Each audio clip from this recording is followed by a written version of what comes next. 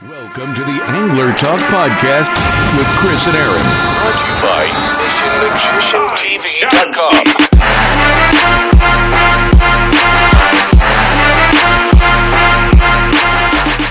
Yo, what is up, everybody? It's Chris back again with another weekly episode of Angler Talk. And boy, oh boy, this week do I got a good one for you. I got the fishing editor over at the Fisherman Magazine, a man that really needs no introduction, but it's Jim Hutchinson Jr. And me and him, we sit down and we talk about a lot of stuff in our industry. And I hope you guys enjoy. But before we get into that, man, the fishing is still really good. As I'm recording this right now, it is September 27, which is the last day of fluke season. And I did see a lot of great catches on the last day today. You know, it was great to see a lot of people still getting out there and bending the rod and getting some good table fare. You know, fluke is one of those fish that are delicious. And the striper season is getting really close. They're not here yet in full swing. But the fall run is going to start happening soon, guys. So get out there, bend some rods, recon your spots, try out some different tactics, some poppers, some plugs, some jigs. If you want to just go with bait and get on those circle hooks, that's absolutely fine as well. But just get out there, bend the rod, and have some fun. So here we go to our interview with Jim, and I hope you guys enjoy. Here I am with Jim Hutchinson, the editor over at the Fisherman Magazine. How we going, bud? That's good, Chris. How are you doing tonight? I'm pretty good, man. Just another day of work and unwinding and getting ready to relax for the night. There's nothing wrong with that. Yeah, man. So you are one of the writers for the Fisherman Magazine. You write explicit articles that are just amazing in every sense. And how did you get involved with the magazine, and how did this all come full circle for you? It's actually very funny. I started writing freelance when I was a kid, when I was a teenager in high school, growing up in Southern Ocean County. I grew up in the Long Beach Island area. And I just want to tell this story real quick because it's funny, because I came back from college one year and I'd been doing some freelance for this weekly free paper called the Summer Times Islander on LBI. And they had a new editor came in, and I think I was 19 or 20. The new editor brought all the freelancers in and sat us down, and she was trying to figure out what everybody was going to do. And she looked at me, and I guess because I looked young, I was the young guy at the table. She goes, and you're going to do our bar and band report. Okay? She goes, you're 21, right? And I was like, yeah, bar and band, I'm going to do that. So all I had was the press badge, and I show up with my camera. So I got into all the bars and on LBI that summer because I was working for the newspaper. And the only bar that I didn't get into was the manager of the Terrace Tavern at the time. She knew me. So it was the only place that didn't get a write-up that summer. So I'd done a bunch of things. I was in multimedia in New York City until 9/11, and then after 9/11 I went back into the city and I was doing some post 9/11 redeployment stuff in technology, and I saw an ad on my way into work one day in an Asbury Park Press for an editor for fishing and boating, and next thing you know, Pete Barrett called me in 2002 and changed my life entirely in the last 20 years. So that's it. Awesome. Hey, man, they definitely changed your life and a lot of readers and subscribers' lives too. I mean, every month we get that Fisherman Magazine in the mail, and you know, it's a constant thing. It's not like we're just gonna put it to the side and read it when we get a chance. It's like it's on the to-do list, you know, and awesome. You definitely keep everybody entertained. I mean, definitely with all the regulations and everything that goes on with these pencil pushers and what they're doing, keep everybody informed, and I think it's great. I think that's something that came from when I was doing freelance and I was covering town meetings as a kid and into my 20s, and a lot of council meetings in Southern Ocean County. So I started getting involved in paying attention to politics at that point. But pretty soon into my my first tour of the Fisherman Magazine in 2002, my mentor is Pete Barrett, who started the New Jersey edition. Back in 1972. I mean, our New Jersey edition is 50 years now. Wow. So Pete told me I had to come up with an editor's log at the time it was every week. And I was like, oh man. He goes, yeah, you know, just write about, your personal experience with fishing, or, you know, if you find a trouble writing about something, go after the government, slam the government. That's always fair game. Go after the commercial guys, or if you have any questions, call Tom Foti at JCAA or Jim Donofrio at the Recreational Fishing Lines. Yeah. So I really just started paying attention to the politics of fishing at that point, and it's not meant to be partisan, because I'm not registered Democrat or Republican, but I just think that there's got to be something out there where you're telling people about, why our sausages are made, how our sausages are made. Otherwise it's a confusing mess. So I feel that that's an important part of what we do with the Fisherman magazine. Absolutely, man. And, the politics of it is something that I've been trying to stay away. But the more and more weekly I go into doing this podcast, it is important, because not everybody will have the time or actually take that step to jump in front of a camera and let the entire world read or hear about what's going on. And a lot of these regulations are just, beyond ridiculous. With the striped bass and everything going on. I get it. We want to conserve our fishing for our next generation, the generation after that. But I heard something at a Highmar meeting, because I'm a proud member of Highmar Striper Club. The JCAA was there, and the sea bass stock was 100% replenished. More than that, I think it's over 200%. And the lady is telling the guys at the JCAA, whoever it was, I'm not sure what her name was, our data says this, and that, but yet you still want to cut the regulations down to where anglers can keep 2 fish. If the biomass is showing you one thing, and this is their own data, this is what drives me insane. They're saying that the data is inaccurate, but yet it's their own data that is inaccurate. And the only ones who suffer at the end of the day are the anglers and the charter boat captains and the tackle shop owners. And it's just like, we get to a point where we just get so frustrated, we don't know which way to go anymore. And then you're going to have those people who are just, oh, screw it, I'm going to go catch what I catch, and I'm going to keep what I want, and the hell with it. And unfortunately, that's going to lead to making it worse. But at this point, it's like, what else can we do? I think what we can do is we just continue to push along. I think it's very important to attend the meetings wherever possible. And it's hard because you've got so many different bodies that manage our fisheries. You've got it's like alphabet soup, right? Mm-hmm. You got the ASMFC, Atlantic States Marine Fisheries Commission, and they manage our coastal waters 0 to 3 miles.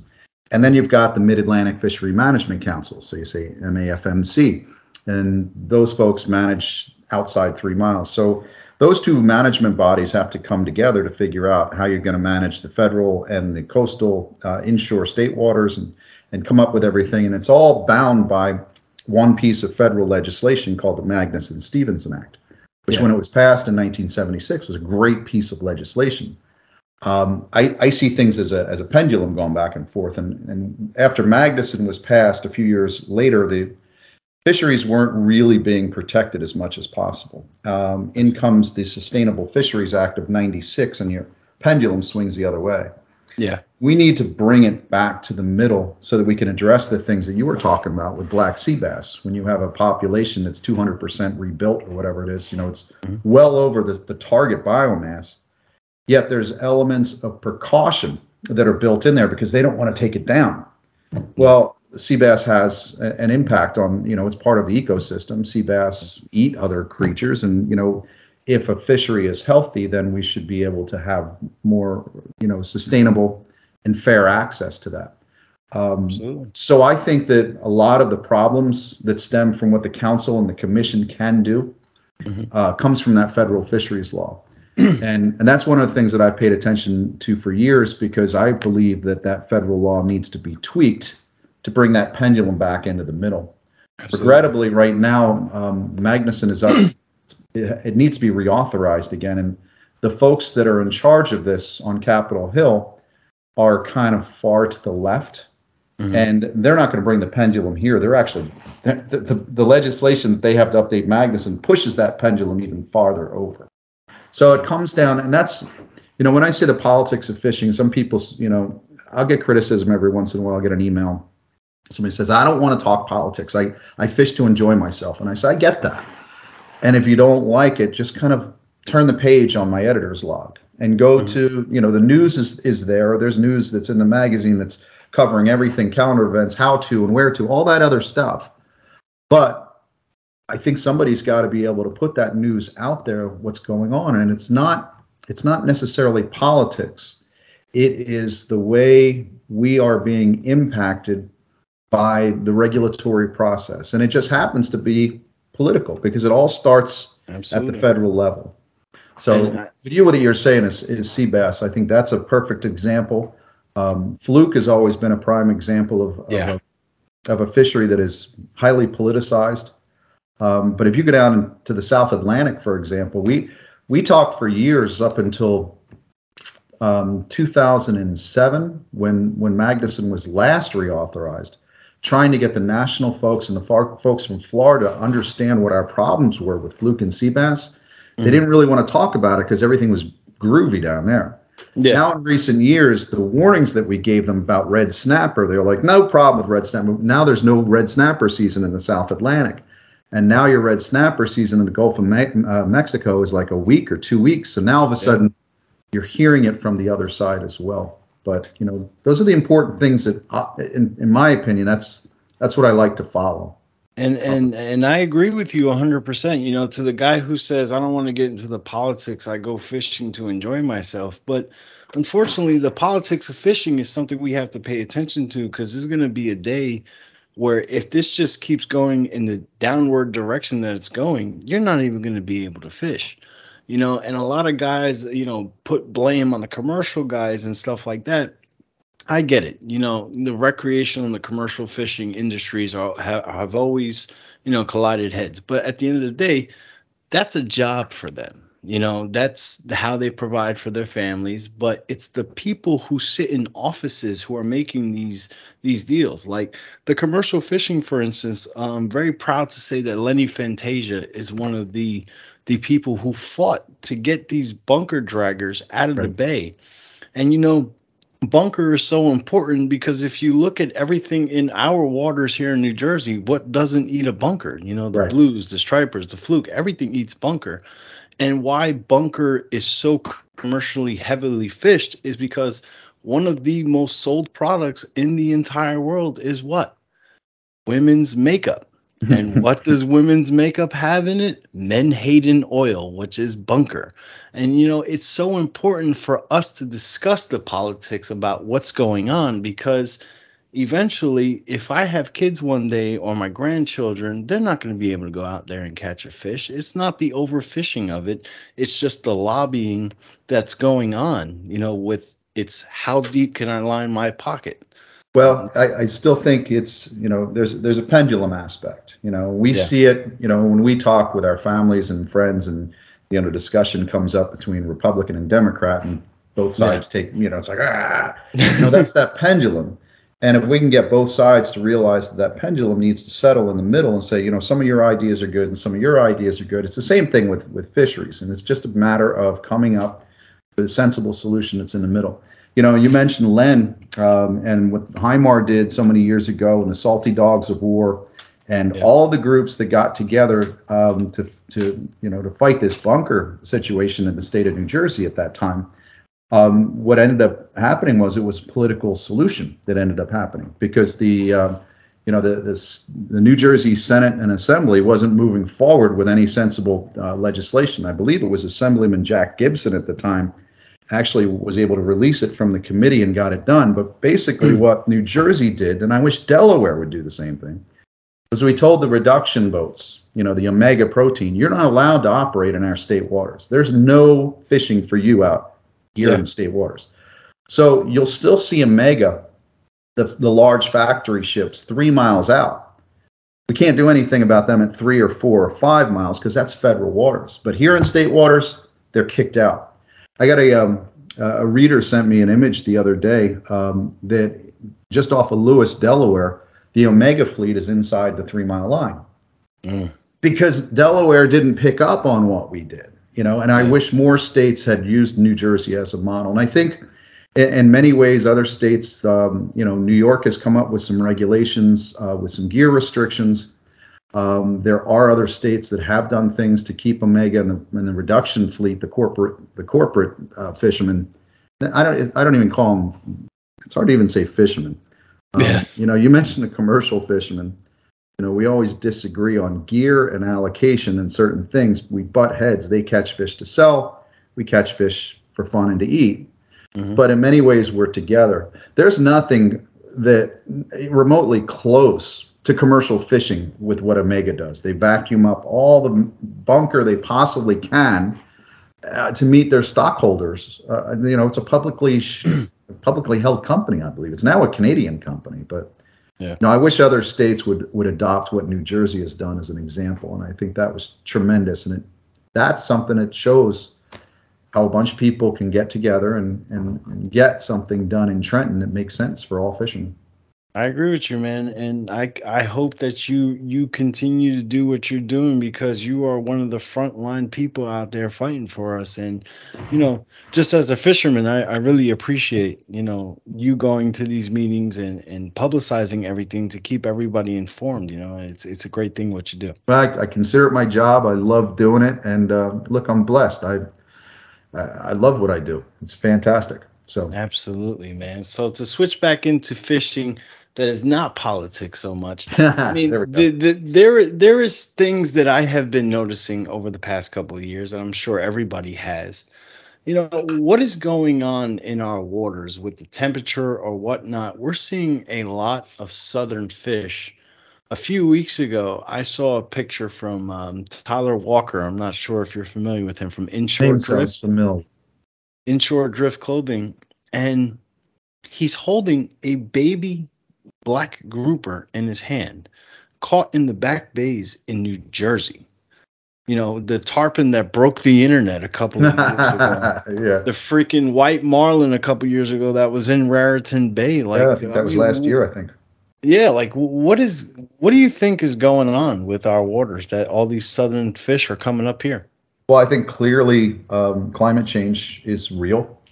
We can have a debate again, right and left on why and how we're going to address it. But climate change is real. Water temperatures have increased historically. But I also think so. You look at the way things have been this season. As we're talking, you've got Fiona has just passed. Ian's coming up the Gulf of Mexico. It's going to slam it hard. In my lifetime, I have seen a lot more in terms of really heavy-duty tropical systems in the fall. We do have a lot warmer water, but also we're just, even the way the wind, you get a lot of southeast, we're going to get that warmer water temperature at some point. It's going to come up. We dealt with heavy southeast this season, heavy to southeast and southwest this summer, and it created an upwelling where you had really cold water temperatures at the bottom, and that impacted the fluke bite. And a lot of guys were screaming. It's like, there's no fluke around. I was like, I'm talking to divers. The fluke are there. They're finding them. The bottom is paved with fluke. They're just not snapping yet. As soon as we get a little bit of a current change or we get some wind direction changes, those fish are going to start snapping. And I think they kind of did. But it has left us with a lot warmer water temperatures. I think we see it every year. I could think back to growing up in LBI. I'll go back 25 years and remember tuna and marlin stories in the surf. Yeah. It does happen.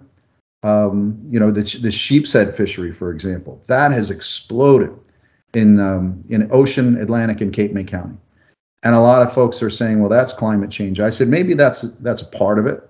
But I also think that this fishery is coming back, and it's coming back into its cycle and coming back into what it used to be in history. And that has to do with building back all those oyster reefs and the clam beds and all that, because when those fish feed, black drum and sheep's head, they're feeding on those beds. They're feeding on that shellfish. And if those beds aren't there, they're obviously not going to be hanging around. So I think in many ways you can look at these strange critters. Yeah. Some of them have a history with us, and I think they're returning to our waters because of a lot of good reasons. But yeah, you're talking about grouper and the blue runners that show up, and the mahi that tend to show up in our inlets from time to time during the summer.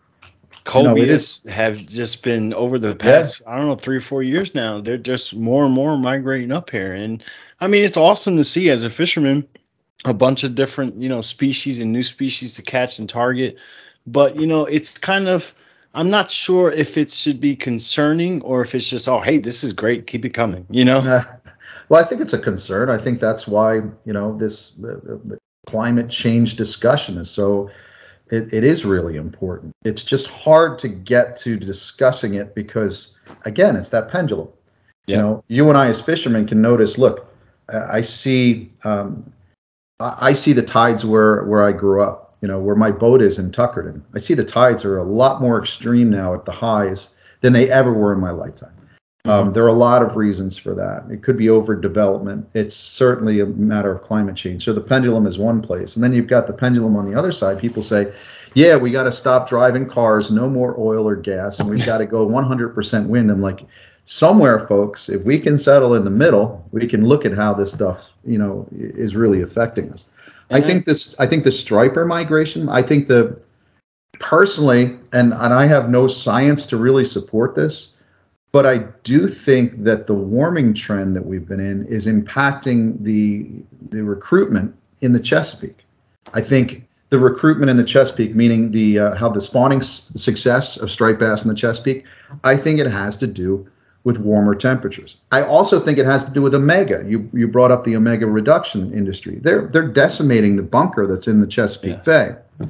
So until we see a really good recruitment year, a really good spawn in the Chesapeake, I think that we're going to continue to be wringing our hands over striped bass. By the same token, 2 years ago, the Hudson River had a phenomenal spawning class for striped bass. Last year, not so much. It was more along the lines of average. But you and I see it, you know, that those staging stripers in April, you know, I think that New Jersey has the best striper bite on the entire coast. Without question. Or not, right? So our April-May fishery. And that's not being partisan because we're both from New Jersey, you know. I mean, it helps a little bit, I'm sure. I mean, I grew up fishing Raritan Bay. There wasn't a beach that you could not go to all along Route 35 all the way up to 36 that you could not catch a striped bass. I mean, you make a cast with a plug, a popper, whatever it is, and you're catching them. And, you know, what is concerning for me is, you know, I grew up fishing Raritan Bay, like I just mentioned, and I remember going to Cliffwood Beach every single weekend with my father, and just we're catching these big old weak fish. We're catching beautiful gator blues and big old striped bass, and you're seeing the bay decline so much. And I don't think it's because of overfishing, because I'm out there 200 to 240 days a year fishing. I love to do it. I will leave my job after 10 hours of work, and I will drive my butt to that beach and make some casts, because that's what I love to do. But what I do see so much is the habitat is being destroyed. And when you destroy the habitat, obviously the fish are not going to come back. I had friends out, you know, out in the Hudson Canyon, 100 miles offshore, tuna fishing, and they're seeing these giant pods of striped bass 100 miles offshore. So a lot of the data is that, you know, striper mortality rate is this, and that, and we're killing them from overfishing, but that's not true. You keep, in my opinion, you keep destroying the habitat. What makes you think that that fish is going to want to come back home for that sense, you know? Agreed. I had a conversation with some friends who are in fisheries management earlier this week, and we started talking about the striped bass regulations. And we kind of settled into this one area that says, you know, whatever regulations that we see with striped bass, it's really not, how do I say this? There's not much that we can do to really protect, conserve, or trigger an explosion of a striped bass population down the road. We have to put as many of the big fish into the system as possible, leave as many there as possible, because it gets back to we're hoping for a good spawn. Yes. And if you look at the spawning class, you know, the spawning years, you know, you go back 5, 6, 8 years before the 2000s. I can't remember the exact year, but it was sometime in the 80s or 90s. There was a recruitment class that went through the roof, biggest in history. That would stand to reason that was the striper population that we had in the 2000s. Now that's when a lot of people first got into striper fishing. Yeah. You know, you've been fishing on the Raritan Bay for a long time. I grew up on LBI. I'm 55. I didn't target stripers until 1990. I didn't never target them. Everything before that was weak fish, bluefish, fluke, whatever. So a lot of times with fisheries, it's, you know, we see it today. and we come in today and it looks different than tomorrow, we always say, well, it should be the way it was today. But if you talk to the guy that came before you, it was like, well, let me tell you the way it was before. And I've got a bunch of books that I refer back to all the time when I'm working on different articles. I go back to Maclean's Encyclopedia a lot, and I go back to some of the old records from like Bigelow and Schaefer, some old studies. A lot of this is cyclical. I agree with you that in many ways we have not done the best job in sustaining or protecting the ecosystems in the back, the estuaries where a lot of things are born. But I also see things as much better today than when I was a kid. Everything was gray to me when I was a kid. I remember the beach whistles, that used to wash up on the beach. We had ocean dumping. We didn't have the Clean Water Act until '72. We didn't have the bunker reduction ban in New Jersey until 2000. So in many ways, I see things today as much better than when I was a kid. Yes. But by the same token, and you look at exactly what you're talking about, is, we really do have to protect a lot of our ecosystems, our estuaries, to ensure that we have a lot of fish for the future. But by the same token, if you read into some of the history books on fisheries, could be as simple as picking up the book by a guy named Hersey. It's Blues. He talks about bluefish going back to colonial days. Bluefish has always been cyclical. Yeah. So I think there's a lot of bluefish out there. They're just not here, whether they're offshore. I had a report from a buddy of mine who was fishing the Outer Banks 2 weeks ago. It's September, what is it today? September 27th, September 28th? Yes. Final day of 2022 fluke season today. He was down in the Outer Banks, on the Outer Banks fishing for reds 2 weeks ago. He got inundated with giant blues. He said he caught a bluefish on every cast for 5 hours. Wow. So you and I could say that. So, wow, that'd be pretty cool. Those bluefish aren't supposed to be down the Outer Banks until November, typically. They should be doing that blitzing right here. We should have them on the Jersey Shore. What's going on? So I think we're in a weird cycle with bluefish, and I also believe that we're in a weird cycle with weak fish as well. Yeah, striped bass is different.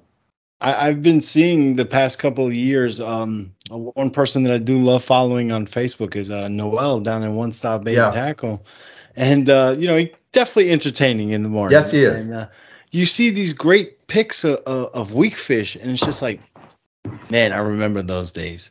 When I was a kid, my mother is this little old lady, weighs 94 pounds, doesn't eat much, but if you caught a weak fish and it wasn't for her, she would fight you for a weak fish. I can tell you that, and I haven't caught a weak fish to be honest with you, I don't even really remember. We used to go out there with a little worm ball, a couple of sandworms, a bloodworm, clam tied up, and you pulling up a 32, 34, 36-inch weak fish. And it's like the filet mignon of the ocean, It's one of those great delicacies to eat. But like I spoke to with Frank on here, one of the problems with the weak fish is also dolphin candy. Yes, it is. That's a huge component.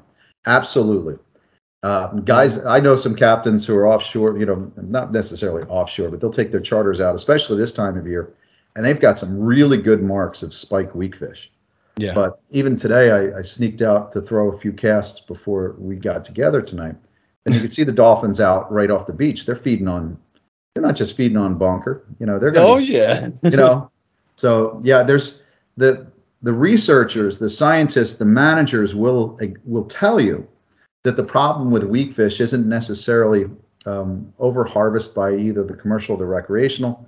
I could debate that on the commercial side in terms of the way some guys down south fish, but they say it's bycatch. There's a definite bycatch problem, but it's natural predation more than anything. Natural mortality is what they say the weak fish problem is, and it's a lot of that has to do with predation. And I definitely think the more dolphins that we see. Same thing with up in New England. The guys are seeing a lot more seals, right? Yeah. Seeing more seals, seeing more white sharks, and they're having a problem with getting the stripers in, getting them past the seals and white sharks. So you have this balance in this ecosystem, and in many ways the environmental groups and some folks want to build everything up to this level all together. They want to bring this. When we get everything up here, we'll allow you to fish again. What they don't realize is once this one's up here, it's going to impact this one. It's going to go down. So if this one has an impact on this and it goes down, they don't say that this thing ate this thing, they say you fishermen are catching too many. Exactly. So it always it's comes always back. us. Right. It's always us. But Yeah, it's again, terrible. I'm still optimistic. I still see so many things that are better today than they were when I was a kid. My grandfather was a captain out of Ocean City, New Jersey. He very important person to me, and I think he died in 1980. But I know the story that he never caught a striped bass, and it was a frustrating thing for him that this fishing captain out of Ocean City never caught a striped bass. So I think of him a lot when I'm striper fishing, because it's also a reminder that sort of like the grass is always greener in a way.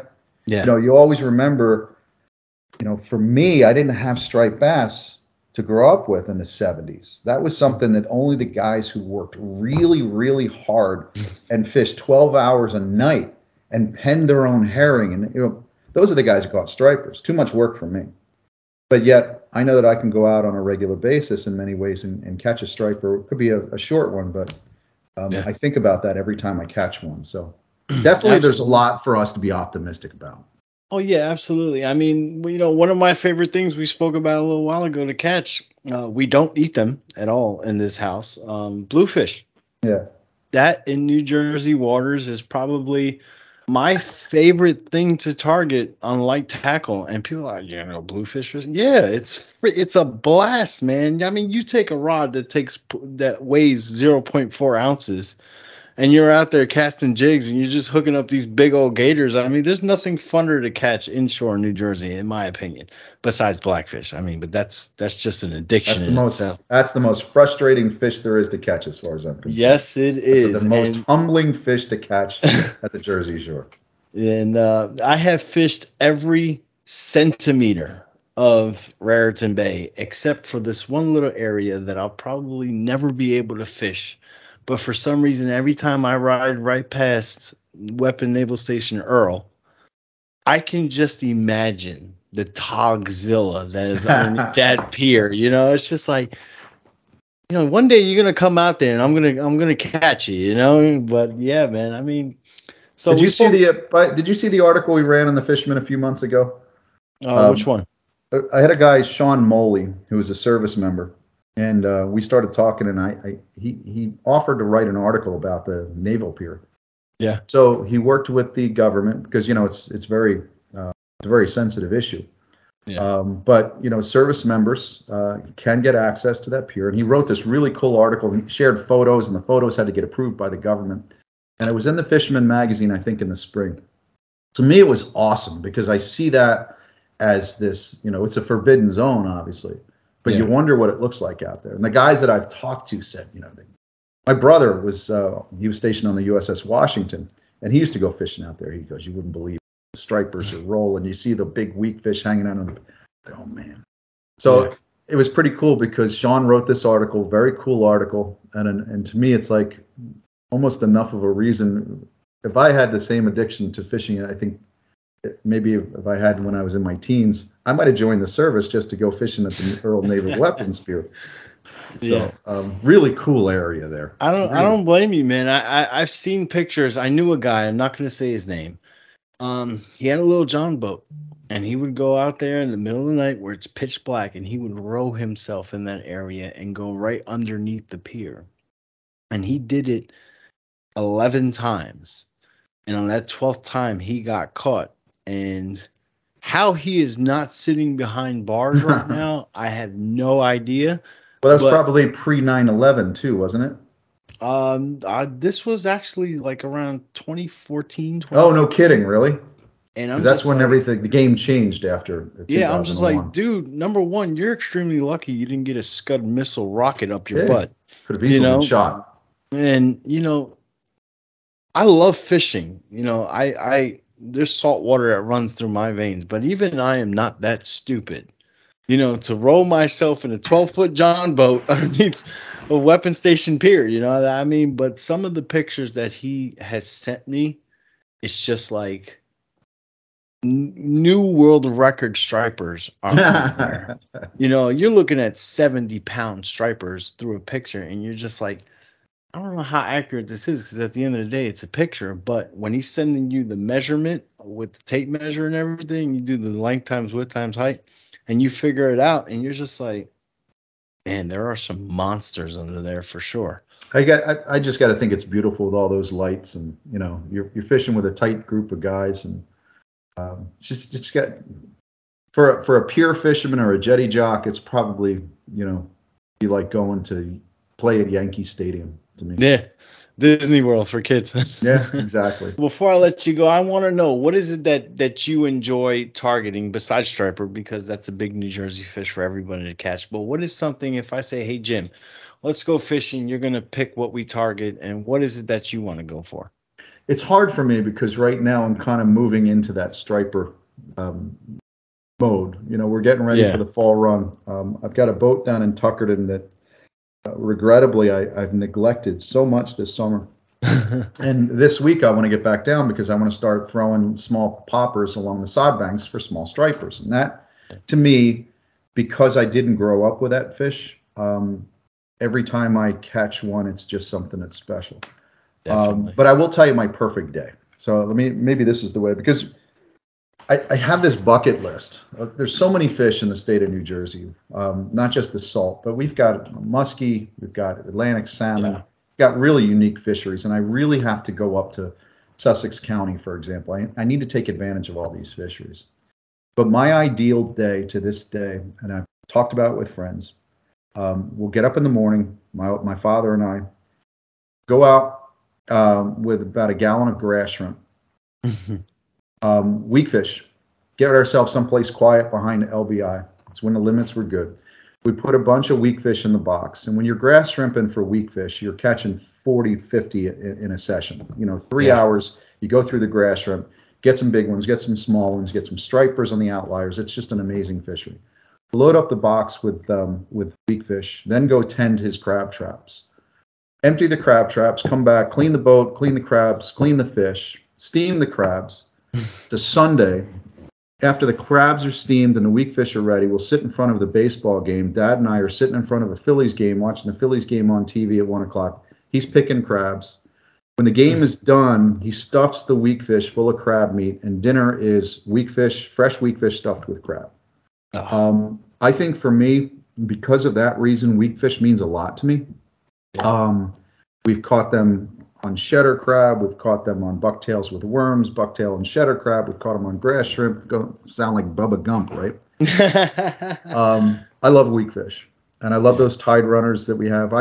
You mentioned the Raritan. I lived in Seabright for a number of years, and that was in the late 90s, and the weak fish run was really good. On the incoming tide on the Shrewsbury River, I had this one little spot where I was just catching so many weak fish at night, to the point where I got myself in trouble with somebody. It was my first wife. She was getting mad at me because I'd be out 3 or 4 in the morning, and I weak fished every night. Anytime the incoming tide, I was not going to come home. So I guess to answer your question, if it's not striped bass, it's got to be weak fish. And yeah, I gotta agree with you 100%, man. Those two fish right there, there's something special about it. I mean, for me, I think it's more weak fish. Yeah. Because I enjoyed that fight. Striper it's a fun fish to catch, but it's not a fish that's going to give you this insane fight. We all know striped bass is a power fish. It's going to give you that 45 seconds to that minute, and the lighter tackle you use, the better that it is. But weak fish for me, it was always something very, very special to catch. But as I come to my own as an angler, as opposed to like when I was a kid fishing with my dad, for me, it's tog. I have fully gone into the cult following of being a tog fisherman, and there's something about it. Is so boring. I tell you what, Chris. I mean, if that light bulb goes off one day where I start catching them and say, "Oh, now I've got it," I think maybe I'll join you. But I just find it to be, and I'm of a group of people that says it's just so humbling, because you can be. I've stood next to the guys who I consider really good tog fishermen, and I've done everything that I'm standing there looking at them. I've tried to get the bite, the scratch. It's frustrating. So I get it. When that light bulb goes off, Frank Mahalik is a writer for the Fisherman magazine, and I've known him for 20 years. when I first started at the Fisherman in 2002, Frank was one of my go-to fly guys. Light tackle stripers, bucktails in the back for striped bass. He was a great always a great surf fisherman. Still is, all those things. In the 20 years that I've known Frank, in the last 10, he has just gone bonkers on top. He's fished with Postorino, with Tom Daffin, regular guys that he fishes with. He goes down to Maryland to fish with the Bean down there in Maryland. Yes, he's fished with all the top tog guys. He is so into tog. That's all he wants to write about. And I let him because he's a great writer.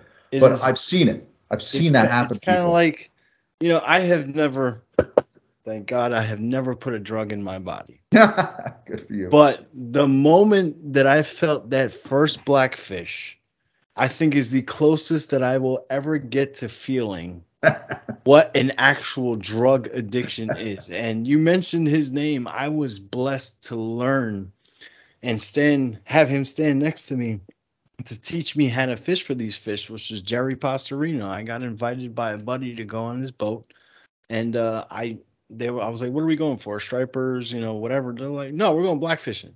And at that time, back in 2017, I had no idea what a blackfish was. I'd never heard of it. And then he said Tautog, and I was like, "Oh, who?" And then Jerry, I was talking to him on the boat, and I said, "I've never fished for this before. I've never, I never even heard of this fish." This man, the entire trip, stood next to me at that rail. He's just like, "Okay, so you want to stay 100%, still. You don't want to move. Put your rod down. Leave a little bow.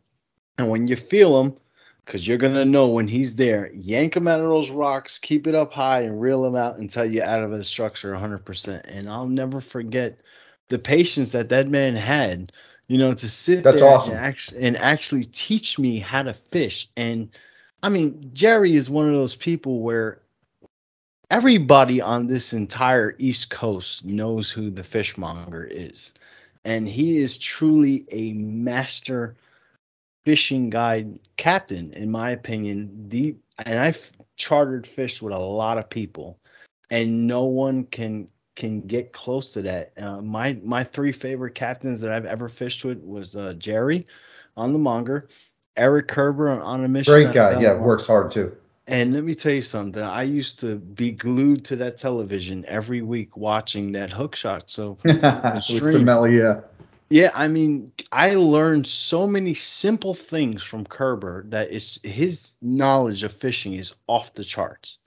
And of course, I gotta give it to Captain Ron, man, on the Fisherman out of the Atlantic. Oh, good. Santee, yeah. Yes, Captain Ron he's never done me wrong. Every time I go out there, there's a possible new doormat record today. You know what I'm saying? And we have, New Jersey. I love New Jersey. I love the people will tell you what they're thinking. They're not going to hem and haw. People are going to tell you what they think. You look at Jerry, for example. Some people don't like Jerry. Jerry works his butt off. He's a great fisherman. And what you just said, he's going to take the time to teach you how to fish and teach you the right way. We have some charter and headboat captains in this state that really work their tails off. Yes. I'm not just kind of giving a free plug or anything, but I think about the Big Mohawk before Chris passed away. Chris would run that boat, that headboat, and do short drifts of 30, 40 feet, and then run the drift again.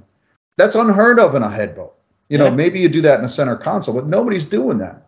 There are guys that work their tails off in this state, in every port from the Highlands down to Cape May, and we're really blessed. And it's one thing that I tell people. It's like, even if they have their own boat, go book a charter someplace. Yeah, go book a charter with some of these. You absolutely will. Any number of these guys to learn from. So I agree. I have that opportunity to fish with a handful of charter boat captains and headboat captains each year. Man, you learn so much from being on those trips. I mean, just the way that they carry themselves, the knowledge that they know, the way that their crew takes care of you. Jerry is one of those people that demands perfection from his crew, and they give it to you. But that's also something that when you're going on the boat like the Monger, it's an experience that you'll never forget. My father is 66 years old. He has never been on a charter boat before Jerry. he was always just, oh no, we're going to party boat. We'll pay $70 and that's it. And he doesn't understand the difference between a head and a charter boat. Well, look, it's a lot more personal. It's this. And I happened to get invited by Joe Murray for the Lingomania. And my father, I mean, he looked like he was 7. The excitement, we caught 726 ling that day. And he was just, oh, this is great, man. And every time we talk about fishing, he's just like, does Jerry have spots this year? I think Jerry's booked until like 2049, man. Yeah, we have a bunch of captains in this state who are booked solid well in advance. So that industry has gotten, I say industry, the for hire industry is really, we talked about regulations at the beginning. Regulations have decimated our industry. Yeah. When I grew up on LBI, you can go down to Barnegat Light. There were 24 boats, head boats and charter boats. You get down to Barnegat Light now, there's Miss Barnegat Light, just lost the Miss Carolyn, the Carolyn Ann. So there's, what is it, one head boat? Eddie Yates's larger charter. It's really a shame, and that's one of the reasons where I really would like to see some type of tweak to the federal law, because I'd like to see more of these traditional businesses come back, because it is a great opportunity. It's a great opportunity for somebody who doesn't fish, doesn't know what they're, hey, let's try this fishing thing. You get on the right boat, get on a boat. You learn something, you experience something, you see things. It is, and that person hopefully is going to be as addicted as you and I. But there's some great captains in this state. Really. Absolutely, man. New Jersey will forever be home. And I left last year, went to Florida, came back. This state is special in so many ways, but in our sense of fishing, we have so much, from salt to fresh. There are such an array of species here that you can catch, that forever Jersey will be my home, no matter where I go. The only reason that I am not a fan of Jersey anymore is because, look, I'm only 34 years old. I know to you guys, I'm just a baby, but the bones are starting to get a little bit brittle now. And, when that snow comes around, it's time for the warmer weather.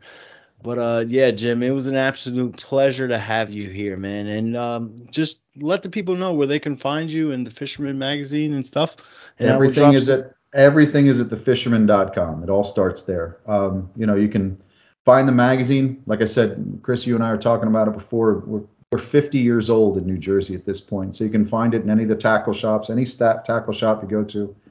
If you're looking for the October edition is out. It's beautiful orange cover from John Fallon with a Surfcaster and a boat on there.